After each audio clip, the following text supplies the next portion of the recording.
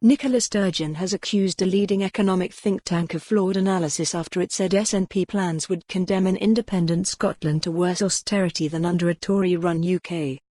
The First Minister said she did not accept the findings of the non-partisan Institute for Fiscal Studies, IFS, which has examined the general election manifestos of the main parties ahead of December 12. The IFS said the SNP's prospectus would necessitate more cuts or higher taxes, while no detailed costings or tax plans had been provided. But Ms Sturgeon said, "I don't accept that analysis. I've got great respect for the IFS, but I think in a number of ways it's a flawed analysis. Firstly, I think it raises questions about trying to apply a Westminster manifesto in an independence context.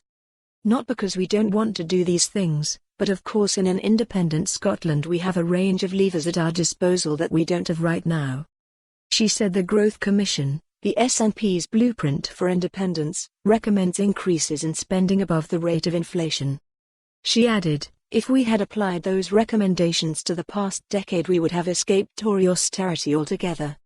It also doesn't take account of the fact that in terms of deficit reduction, for example, Scotland is already ahead of what the Growth Commission estimated would be the case in 2021, because our revenues are rising.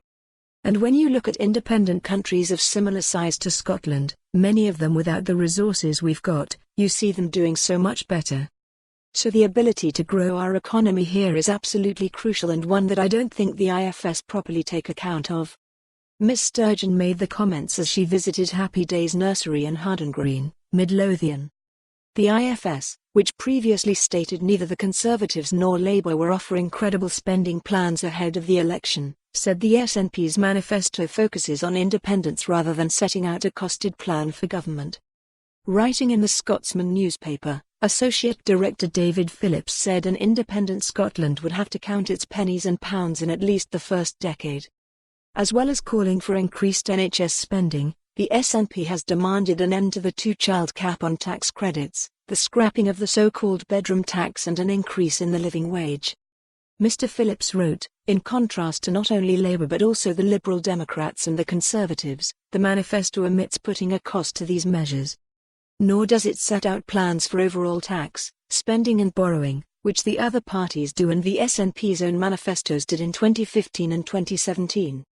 It may reflect the fact that such a package of spending increases and tax cuts would mean the UK government having to borrow to cover for more. On this story, visit the news article link.